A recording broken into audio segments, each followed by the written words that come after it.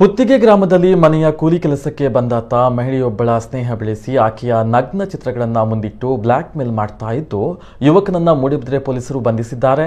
ಪುತ್ತಿಗೆ ಗ್ರಾಮದ ನಿವಾಸಿ ವಿಜಯ್ ಗೌಡ ಬಂಧಿತ. ಆರೋಪಿ ಮಹಿಳೆಯ ಮನೆಗೆ ಕೂಲಿ ಕೆಲಸಕ್ಕೆ ಬರ್ತಾ ಇದ್ದ.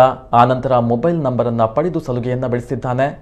ನಂತರ ಕರೆ ಮಾಡಿ ತನಗೆ ವಾಟ್ಸ್ಆಪ್ನಲ್ಲಿ ನಗ್ನ ಚಿತ್ರಗಳನ್ನು ಕಳುಹಿಸುವಂತೆ ಆರೋಪಿ ಒತ್ತಡ ಹೇರಿದ್ದು, ಇಲ್ಲದೇ ಇದ್ರೆ ತನಗೆ ನಿನ್ನ ಜೊತೆ ಸಂಬಂಧ ಇದೆ ಎಂದು ಸುದ್ದಿ ಹಬ್ಬಿಸುವುದಾಗಿ ಬೆದರಿಸಿದ್ದಾನೆ.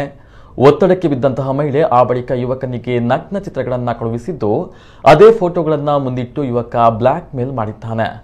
ಅನಂತರ ತನ್ನೊಂದಿಗೆ ಲೈಂಗಿಕ ಕ್ರಿಯೆ ಹಣ ನೀಡುವಂತೆ ಒತ್ತಾಯಿಸಿದ್ದು, ಇಲ್ಲವಾದಲ್ಲಿ ಸಾಮಾಜಿಕ ಜಾಲತಾಣದಲ್ಲಿ ಫೋಟೋ ವೈರಲ್ ಮಾಡ್ತೇನೆ, ಮನೆಯವರಿಗೂ ಫೋಟೋ ಕಳುಹಿಸುತ್ತೇನೆ ಎಂದು ಮಹಿಳೆಯನ್ನ ಬ್ಲಾಕ್ ಮೇಲ್ ಮಾಡಿದ್ದಾನೆ ಎಂದು ದೂರಿನಲ್ಲಿ ತಿಳಿಸಲಾಗಿದೆ.